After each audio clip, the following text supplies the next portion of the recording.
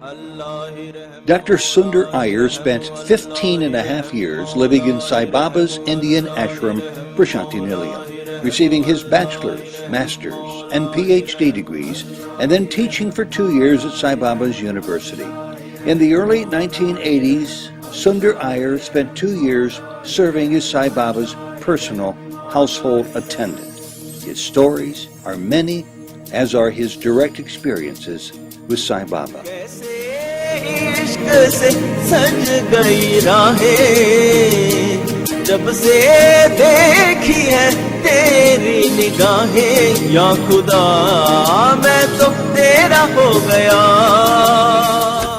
This complete song sung by Sunder will be presented in its entirety at the end of this video. This is one of several Souljourns videos detailing Sunder Iyer's experiences with Sai Baba. They can most easily be found by date. Welcome to Souljourns. This interview was recorded in Elyria, Ohio on June 18, 2011.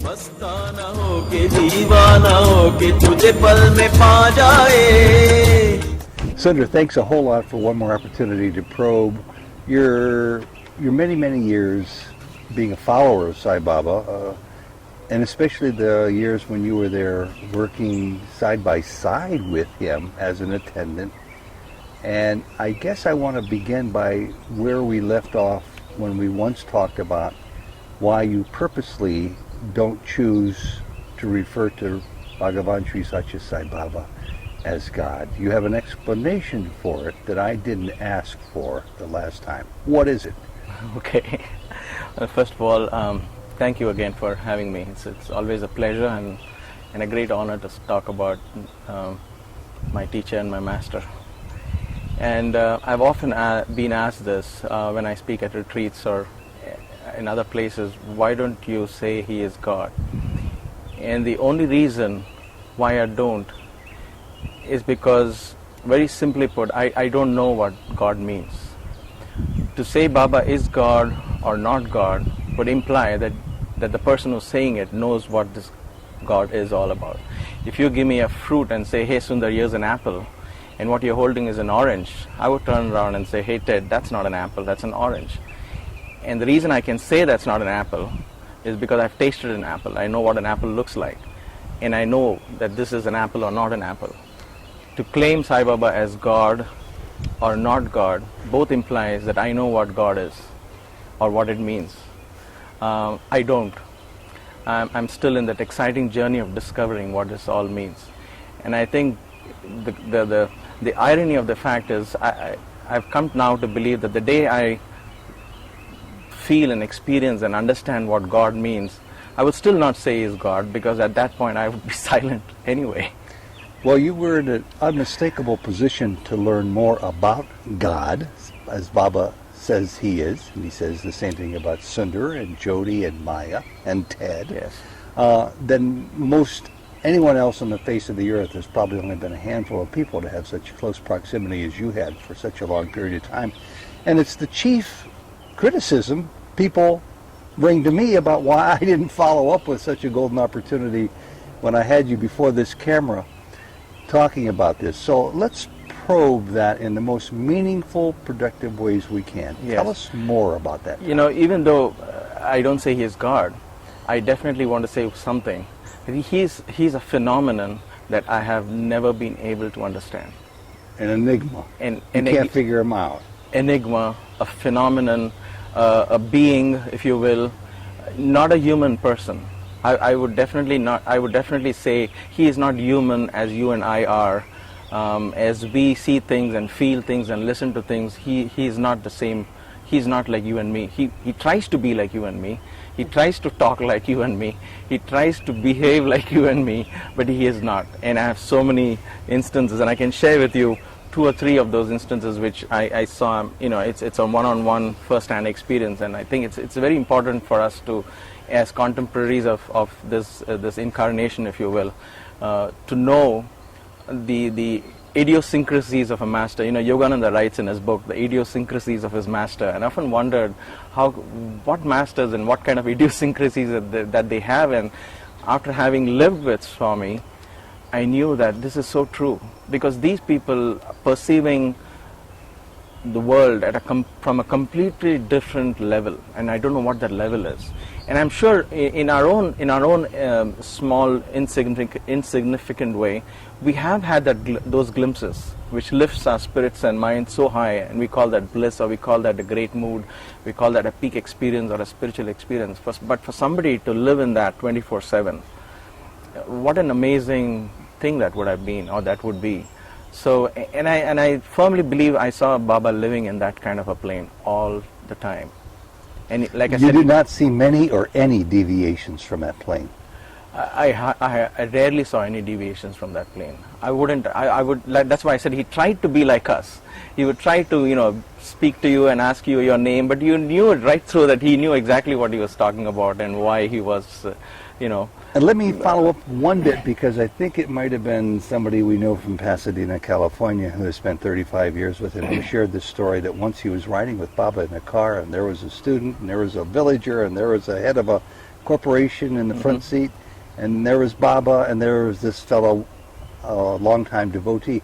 And Baba had a way of reflecting back to each individual, if my memory serves me correctly, himself as exactly that person would expect Baba to be to him. In other words, he's almost multi-dimensional depending on who he's talking to. He is. Like I was mentioning in the last interview about the Buddhist monks, where he spoke to me and I heard was Telugu, and what they heard was a completely different language. And both of us got to hear about what he had said about the Kundalini and yoga. There was a brilliant exposition. And so he does come to each one of us separately, and we would be 15-20 students sitting around him, but each of us would take home a completely different message, a completely different Swami. Just to highlight that particular point, and then I'll highlight some of these quirks of Swami. Highlight that point. We would all be sitting in the bhajan hall, and there would be students next to me who would, twist and turn when it is like 3 hours or 2 hours of sitting, because we are all cramped for darshan. But when it came to me, I don't know whether Swami knew I was learning yoga or whatever. Even if I would move like this, he would stare at me. He would look like as if so disappointed with me. And for some time, initially that would hurt me. I would say, look at this guy. He's sitting like this.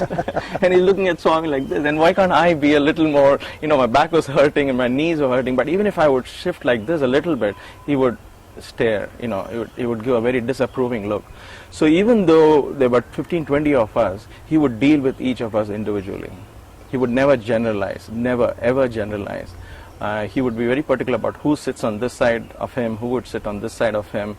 And if for some reason something didn't turn out, he would finish the interview in 5 minutes and walk away, and we would know something went wrong.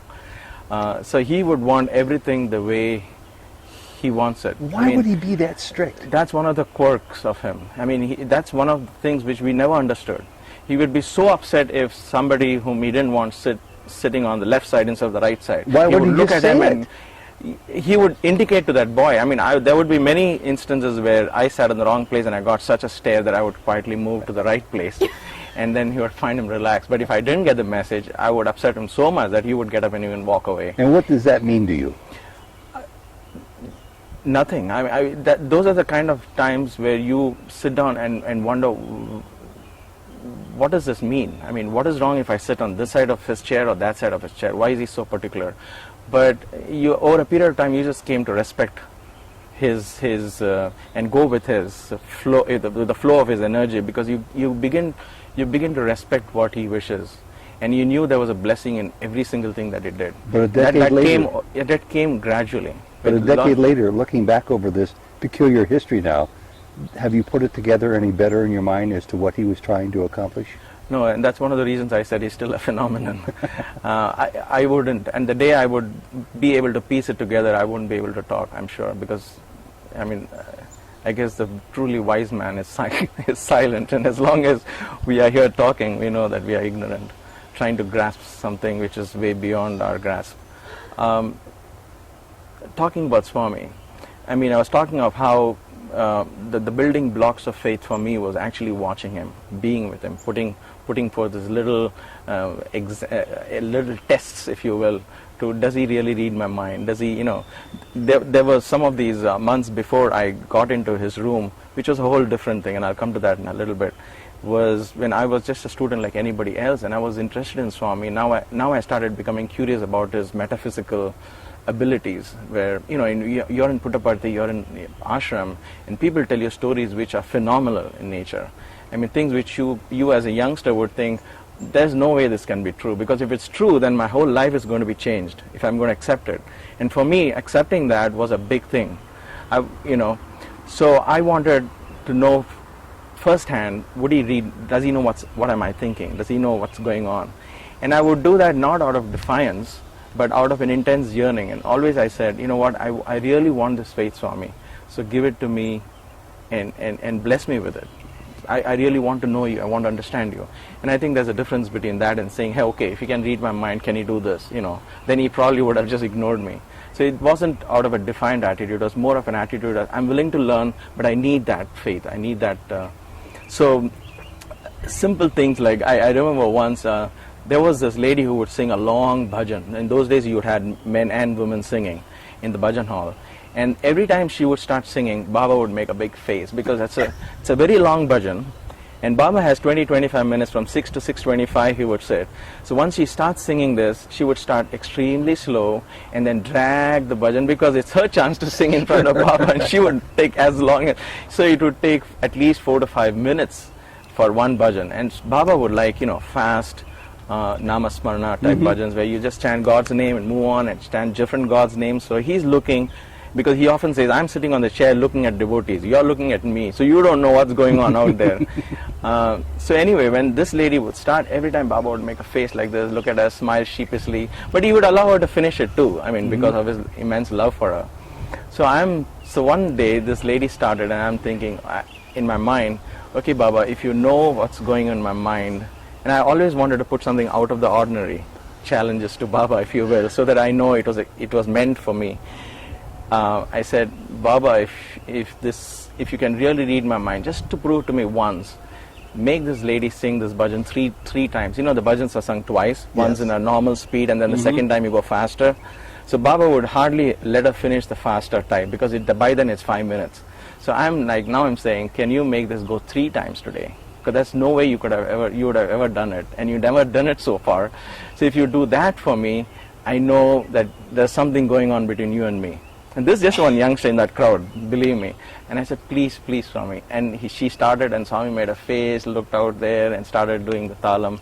And the second time went, and then to my surprise, he went the third speed, and then looked at me saying, just for you, I'm doing this, and only once. So you really did have him answer. So yes, that was the first time I said, wow, he did it. And I was so, he gave me a sheepish grin saying, I'm just doing this for you.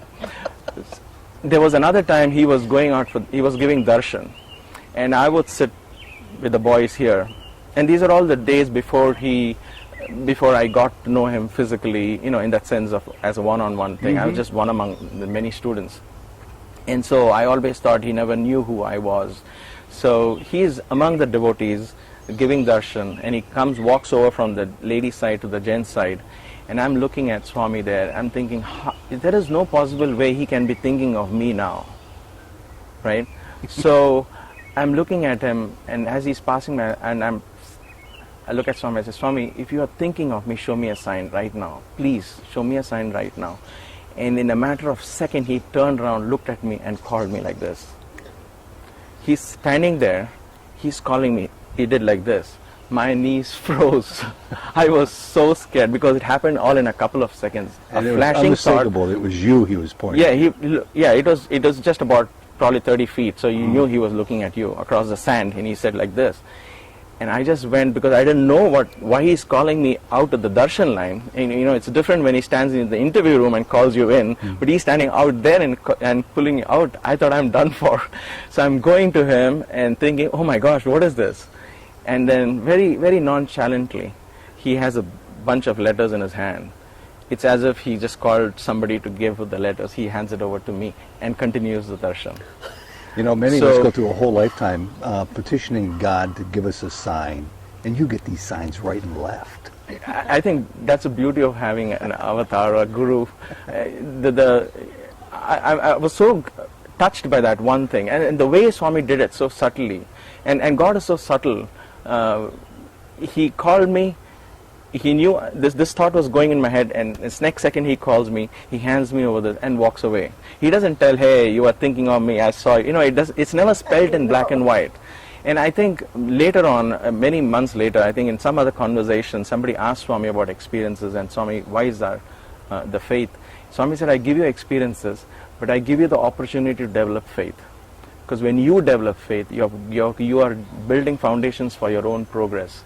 So he gives us an opportunity, he gives us the experience we need, and then now it's up to us to say, hey, this was a coincidence, or this was a coincidence. Mm-hmm. And there was a sai involved in this, there was an answer to my prayer, and that's my choice. So he leaves the ball in your court.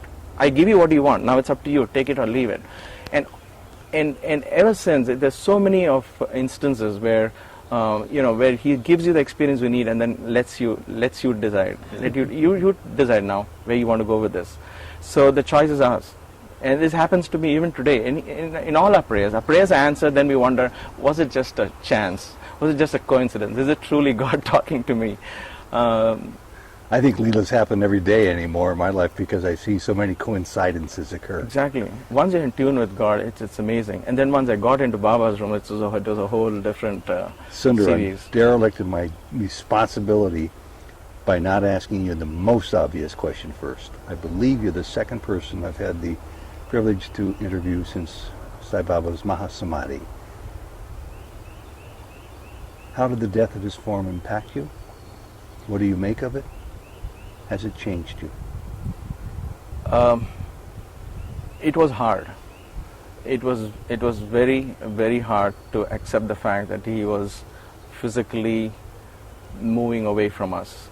I was asked to speak to my college younger students over a conference call the day Swami was admitted to the hospital, and for some reason I knew that he was not coming back, because the Swami I know would never go to a hospital, honestly. He would have stayed, and he has been sick before, he has gone with his darshans, he's never stopped away from what he was meant to do. The fact that he resigned to go, something told me that he's not coming back. And I broke down on that conference call, and that 1 month was very painful, because on the one side you didn't want Swami to go through the pain or whatever he was going through. On the other side, he was giving us time to prepare ourselves.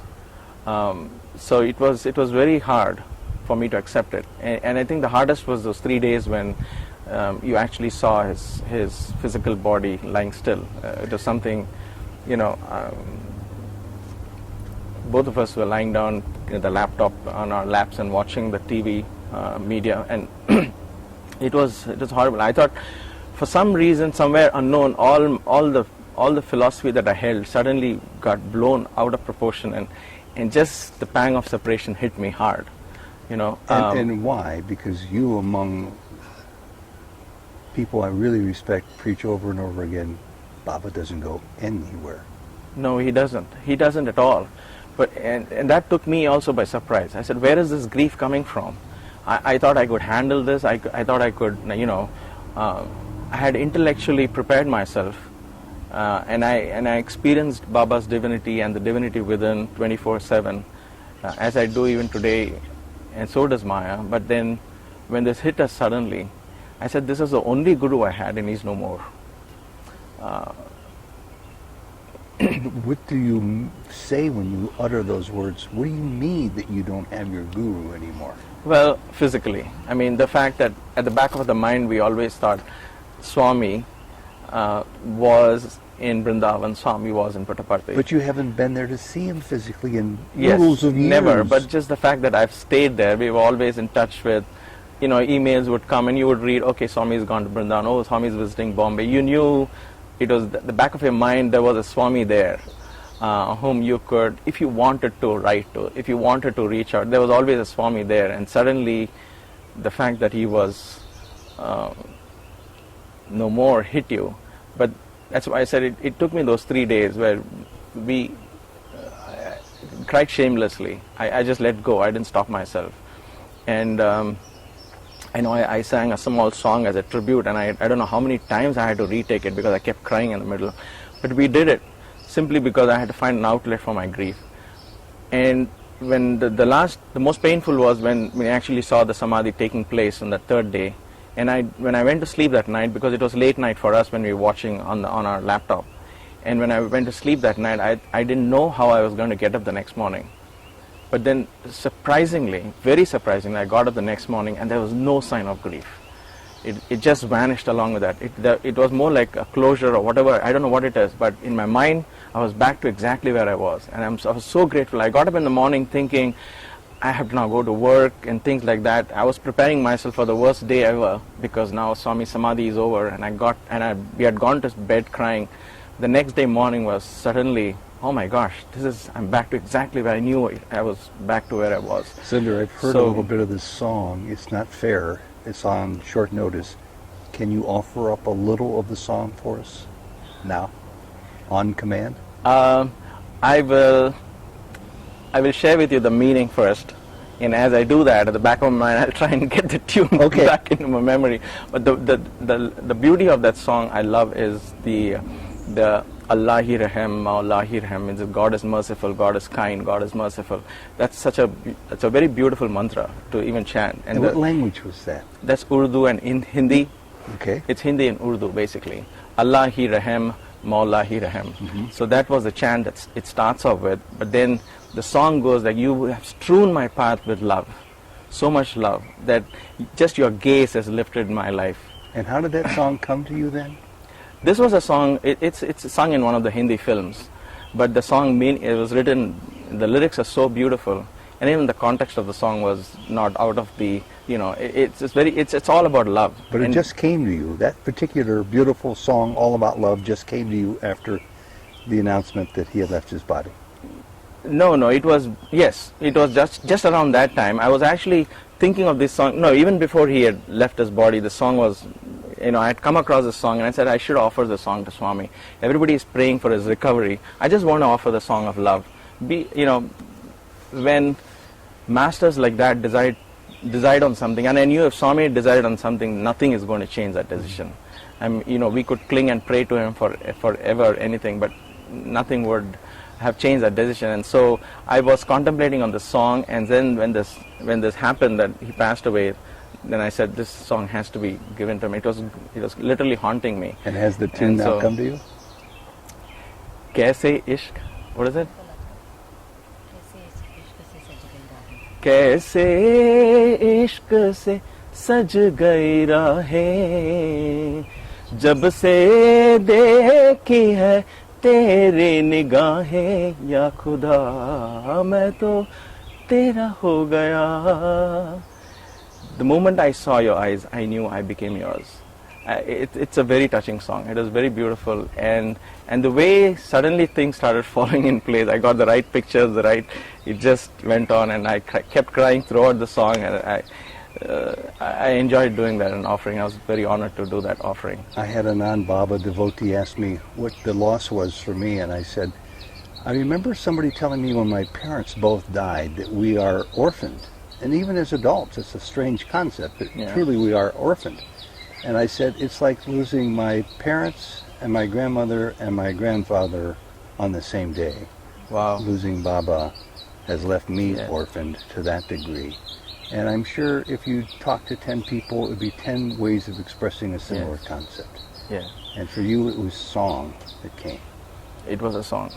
I think a relationship with a guru, a master and a disciple, is something so unique. I didn't realize the uniqueness of it till the separation was brought about. And I'm reminded of a beautiful quote which says, separation diminishes lesser affections and increases greater ones. This is not my quote, I'm quoting somebody else. Decreases lesser affections and increases greater ones, like the wind that blows out the candle and yet fans a forest fire. Wow. So the lesser affections of darshans and sitting in the front of row, that is going to diminish now. But then the greater affection of what he stood for, how has he inspired me? How is my life going to be a reflection of what he stood for?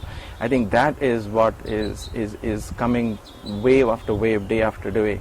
And I'm terrified on the one side, but then the awakening is kind of just shot up in a far more greater intensity than it would have been otherwise. So ever since Swami passing away, it's like, what am I doing with my life now? Well, you How have do duty I- for one thing. You have greater duty, greater responsibility to share, and that's what we're doing Yes, here. and that's why I'm very honored, and I really want to share my inspiration and faith, because this was a first-hand inspiration, a first-hand observation of who he was. It was just as any other youngster, with all his questions, with all his lack of faith, with all his curiosity and questions in his back of his mind, watching Swami. It's probably easier to convince an elderly person who's already got fixed ideas about God and divinity. But when a youngster walks in, you got to be on your toes. Now, when I deal with youngsters in the young adults, and I talk to them about Swami, I'm on my toes because I don't know what questions they're going to come up with. And I was like that when I went to Swami. Mm-hmm. And so, for me to accept him, I want to tell people, hey, listen, if I can do it, you could do it, because I actually saw a person in action who defies normal human logic. And I just want to, and the reason why I say that, it's just simple things, simple observing him in his room. There's so much talk about, Swami's room and this and that, and the media goes back and forth about his room. They don't have no clue what went on in that room, where he was just, if you and I get bored, we watch TV. If he would get bored, I thought he would call a Vedic Pandit and engage in a conversation. And that's all he did. He would say, okay, call this Pandit. We would go running and call him. He would come and sit at Swami's feet. And then they would engage themselves in a highest philosophical conversations.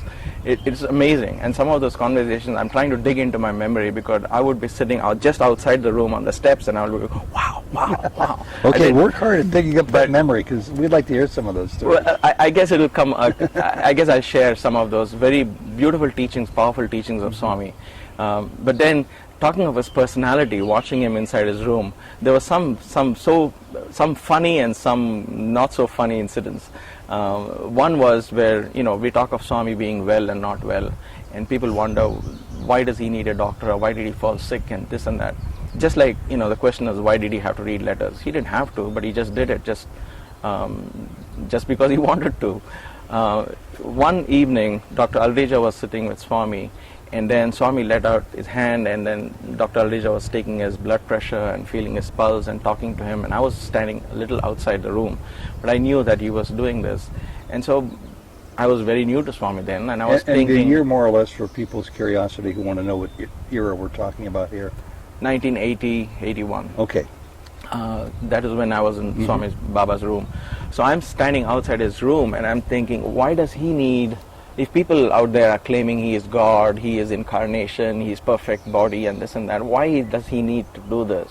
Why is he getting his blood pressure checked? Shouldn't he know what his blood pressure is? I mean, that's a logical question that would arise in a 17, 18-year-old boy, right? And it passed my mind. I was thinking, and then Swami suddenly said, hey, and I peeked in, and he said, come here.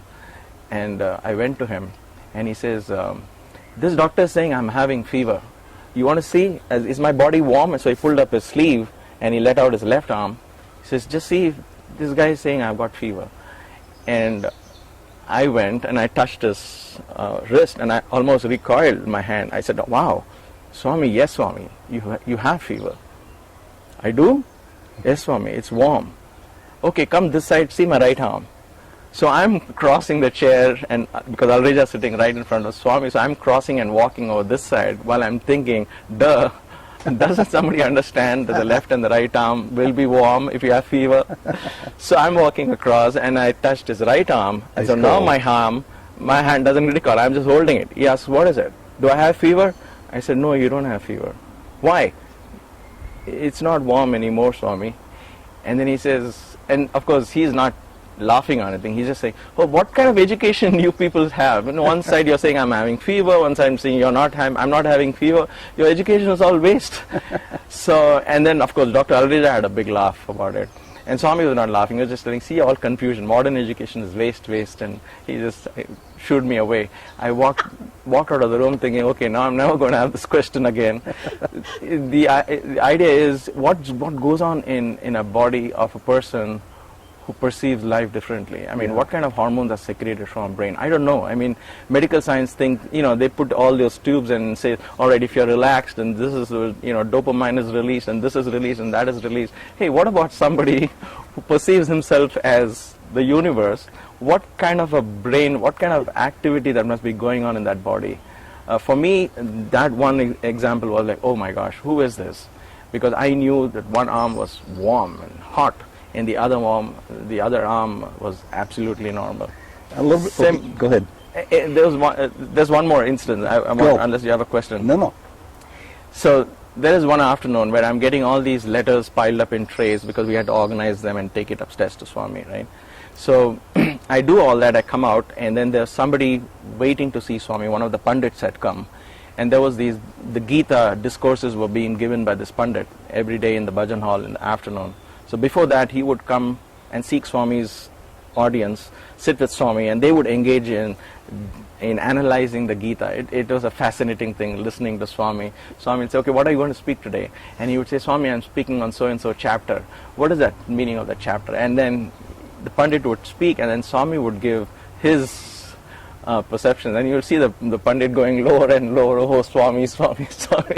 And of course, he would come out and say, like, it's all his idea, of course. But then, so that afternoon, the Pandit is waiting down for permission to come and seek audience with Swami. And so I open the door and I see the Pandit and I tell him, wait, I'll go and let Swami know that you have come. So I go upstairs and Swami sitting in his chair. The room is about 12 or 15 feet in length. So I stand at the door, which we normally do. And then Swami says, what? So I tell him, Swami so-and-so has come. In the normal tone of voice, which normally we would we would talk every day. Swami said, what? And so I took 2 steps in and I told him again, a little louder, Swami so-and-so has come. He said, Bhojanan Chaileda, didn't you have food this morning? You had no breakfast? Can't you speak louder? No, Swami was serious. He was as if like, I'm reading something, can't you just speak louder? So I spoke loudly, I said, so-and-so has come. Come closer. So I took 2 more steps and 2 more steps. And finally, I was right up to where Swami is, literally into his ear, telling him so-and-so has come. Then he said, okay, send him up. And I go out thinking, what was this? And this was not Swami smiling or trying to, indicate I'm pulling your leg. Nothing. I was so terrified. I walked out thinking, what is this? What is this? Swami couldn't hear me. And so I sent the Pandit up. And a little while later, another Pandit came. And I had to go and tell Swami he had come. So now I'm going up. I knew the routine. I go stand near the door. He said, what? I started walking straight in. Swami said, stop. You just can't walk up to him. He said, stop.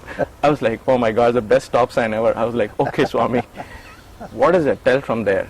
And now I'm so scared because he said, stop like this. So I'm literally whispering because, you're afraid. Swami, so-and-so has come. Swami said, yeah, I can hear. Go send him up. And I walk out thinking, who is this person? 5 minutes ago he couldn't hear me. And now he's able to hear if I'm whispering across. And I remember a week later also, somebody was coughing downstairs when Swami was retired into his bedroom. He came later on, he said, who was coughing? So, if he wanted to hear, he could hear really well. And instances like those you felt, who is this person? He's not doing it to impress you. He was not doing these things in front of cameras. Literally nobody was around.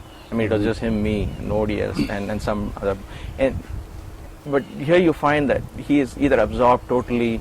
He would sit sometimes just staring at a wall, doing nothing. He could be 1 hour just staring at a wall. Really?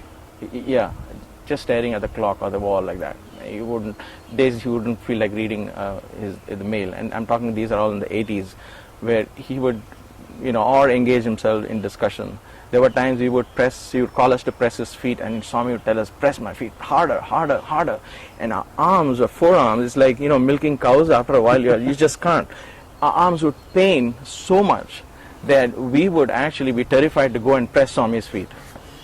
There were 4 of us, and we would fight as to who wouldn't go. We would say, okay, I've done my job yesterday, man, you go. I don't want to go there. Because we were terrified that we would sit, and it's not just pressing. He would say, aren't you eating food? Press harder. So you have to press those calf muscles so hard So in 5 minutes, your arm is burning. You say, no more. Otherwise, get out. So you're literally, it was a hard workout. So you would, and there were sometimes you wouldn't allow you to even touch his feet. You'd just be very like, don't touch me, keep away from me, kind of a thing. And you and those keep away from me movements were very stark.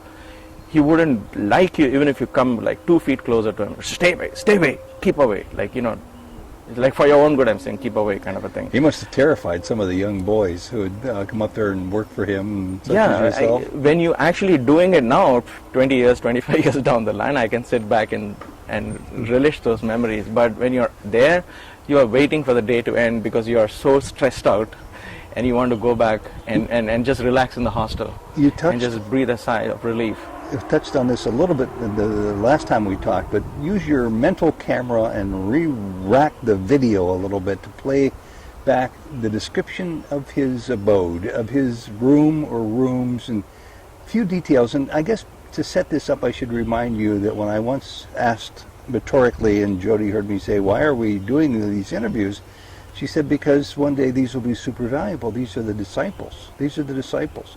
And she meant then, I think, dozens of years down the road, long after Baba's physical form is gone. That time is now. And so to collect these stories, no matter how trivial or small the details are, they're going to be looked upon down the road with great interest. Even today they are. Many of us didn't have that insight. So if you will, set up the stage again of his rooms, easy chair, reclining chair, bed, desks, plural, one. How many lights did he have, etc., and so forth? His upstairs there was a room just above the interview room, which is pretty much the same size as the interview room. And there was one chair. In the interview room, there was one chair, and there was another chair. In India, you call a single chair as a sofa.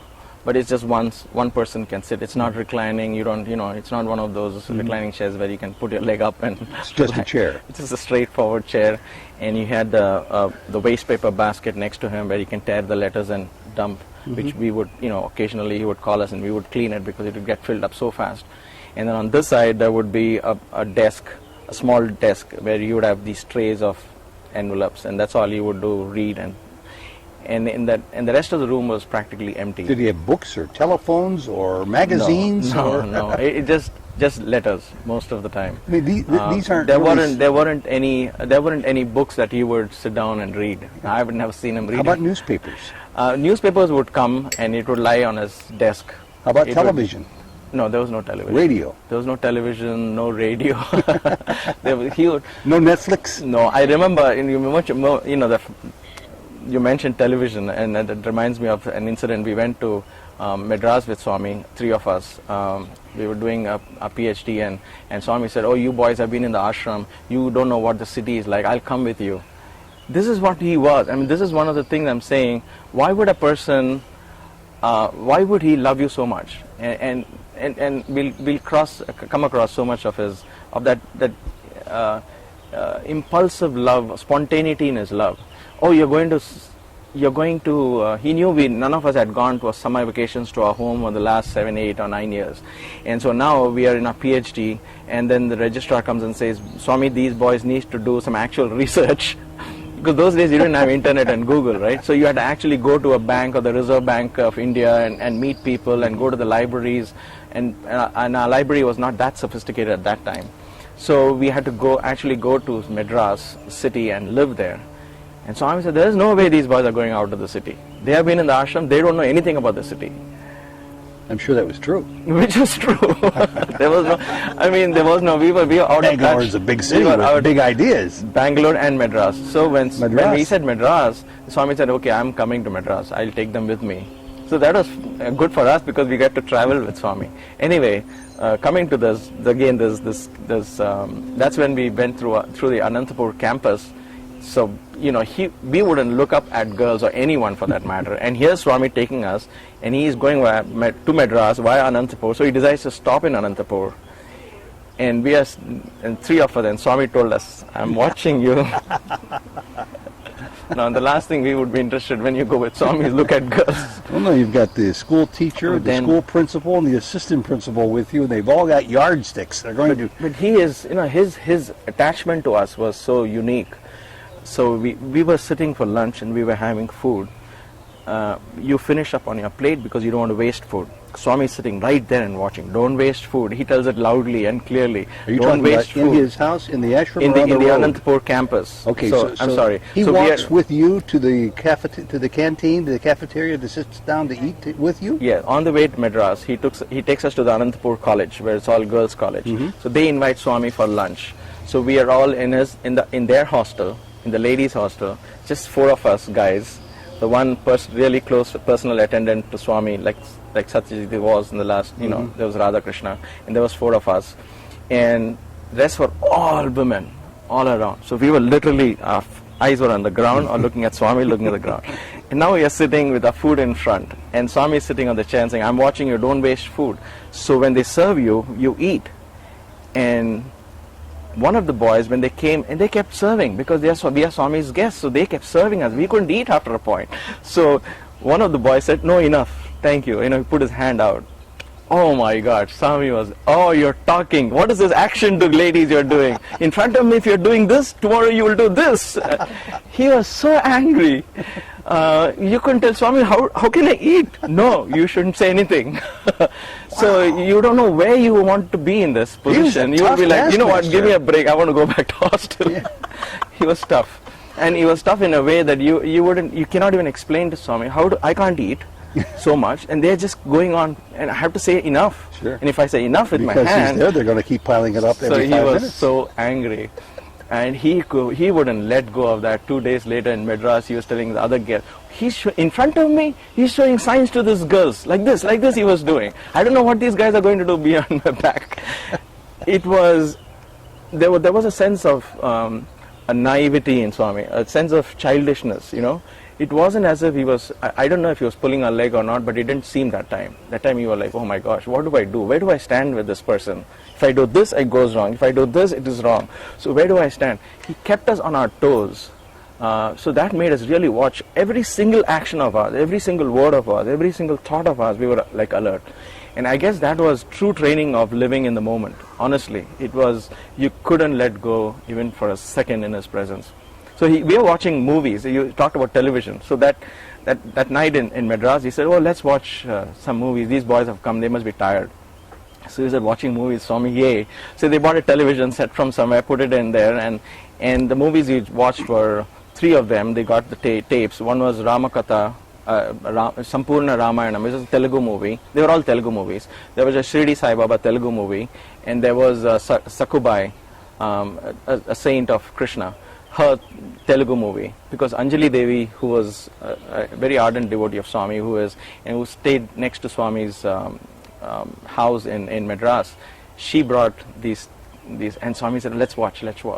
And guess what? In like 30 minutes, we finished all the 3 films, because you're watching Ramayana with Swami, and he watches, and that's a filmy version of Ramayana. So Sita leaves the forest and Rama is dejected, and there's a sad song. Swami says, Rama was never like that. Move fast forward.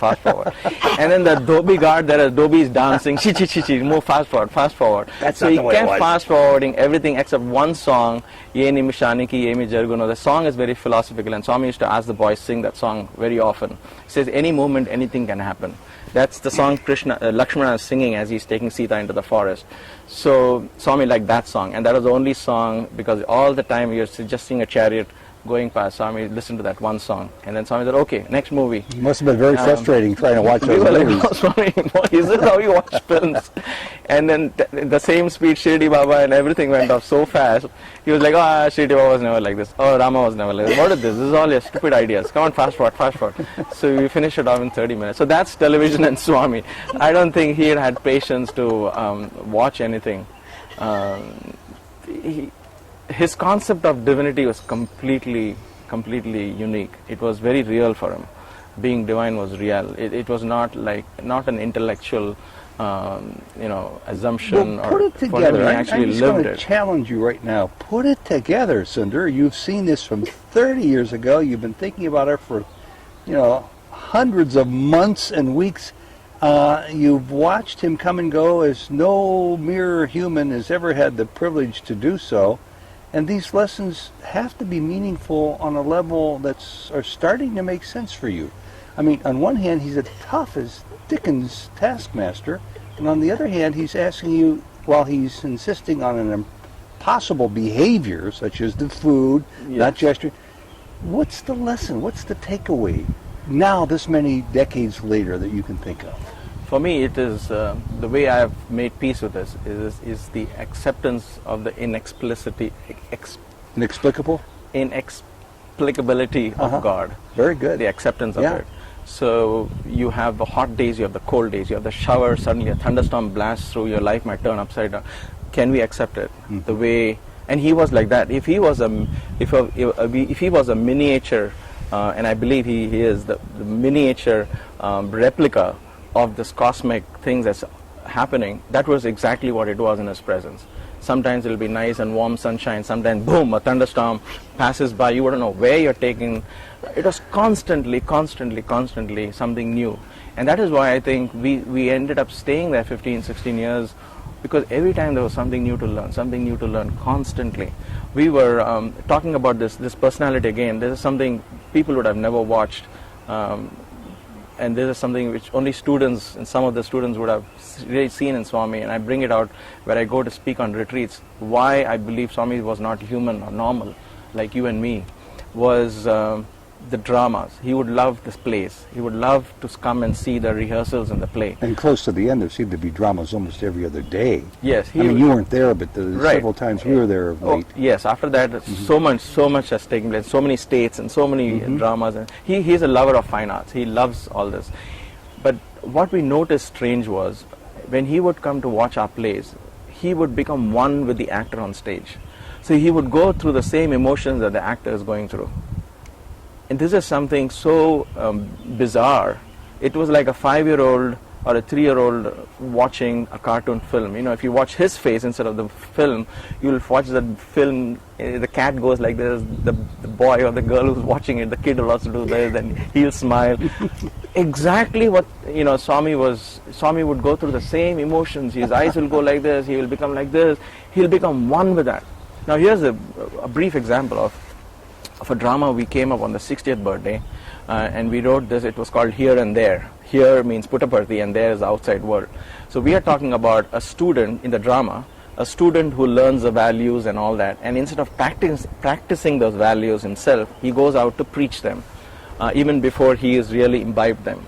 So what happens is, when he goes back to his old friends who would drink and smoke and play cards, he would go to them and he would try to convince them what he learned, but then he ends up becoming one of them again. And of course, at the end of the play, he comes back to Swami's fold. So this was the whole drama. And Swami had heard the story before. Professor Gokak, there was then the Vice Chancellor, read it out to Swami, and Swami was very excited. And unfortunately or fortunately, I was one of the rogues.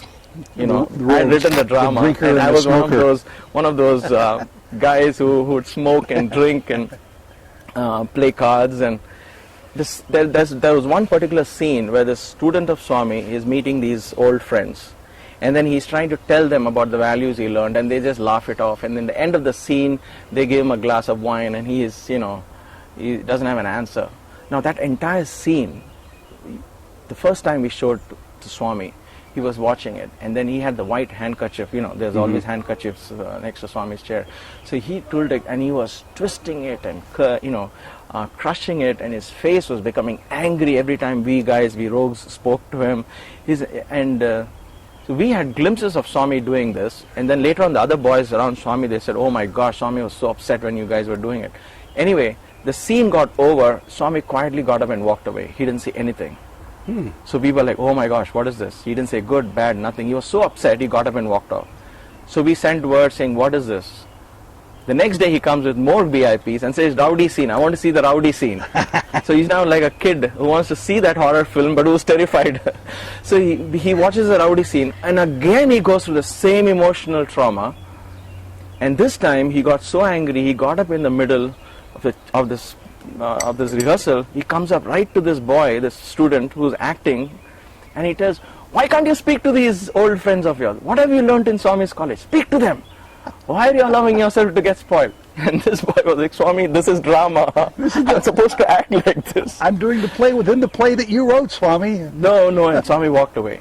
And then again he comes the next rowdy scene. I want to see the rowdy scene. He knew it was the play. He comes prepared for it. But in the play, he gets caught into this. And of course, later he mentioned to one of his senior devotees, he said, see, for me, even in a play, I cannot see my education, my student going away, falling astray. I thought that was very unique. Yeah. For him, it meant it was real. And he was speaking about you at the time. He said, "Oh, this is not as the actor. I mean, I thought he was playing the rowdy." No, I was playing the rowdy, but he was talking to the boy who got spoiled in the drama. Anyway, Yes. But the point is, even in the play, he said, "I cannot see my mission go astray," even in that sequence. But then, of course, when the birthday came, he still wanted the play. So he's now like a child. He has the President of India sitting next to him, and he's watching the rowdy scene. So now. But by this time, he's kind of seen it so many times, he kind of controlled himself, I guess, from emotions. So now he's watching the scene. Now he's telling the president, don't worry, this is only drama. This is not real. Oh, in the last scene, he's going to turn around. He's going to come back to Swami. Don't worry, don't worry. And the president must have been thinking, I'm not worried, this is a drama. So but how for Swami, curious. it was like a child. He was telling people around him, oh, this is drama. They're just acting. They're not real rowdies. They're my students. And he was trying to protect us. Because he was thinking everybody sees the world like he does, like a simple 5-year-old thinking, oh my gosh, this is really happening kind of a thing. For us, that was so childish, so innocent, at the same time very mysterious. Because it is not like one of those chancellors of a university who wants a good drama put up, who comes and supervises, says, yeah, that's good, oh yeah, make changes here and there, yeah, it's all fine, and walk away. This is a person who's sitting, who's becoming part of it, who feels the inner energy of the drama. You know, I acted as a pundit in a couple of dramas later. In one drama, he comes up to me on the backstage. He says, that's not, you know, I'm wearing a dhoti, you know, an Indian, the Indians wear what's called a dhoti. It's a white kind of a sheet that you, and the pundits wear it in a different style. And I'd worn it. And he comes up to me, and I had a huge shawl covering it. So from an audience perspective, there is no way they would even make a slight difference in the way that dhoti was tied. Okay, he comes and he says, nah, there's something wrong, you don't have enough pleats on your dhoti.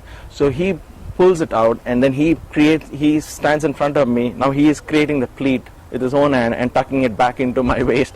Now see, this is better. And so from 5 pleats it became 7 pleats. That's all it is, probably, or 8. He created more pleats in that dhoti.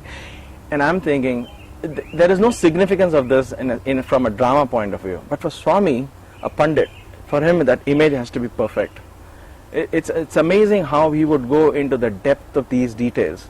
You know, and there was another pundit role where I had to sing Harikatha. You know, there you have these pundits who go around singing God's songs, and so they have, I'll show it to you later, Swami gave me this. So they have what is called a different kind of a symbol, which is used in the 30s and 20s and earlier, you know.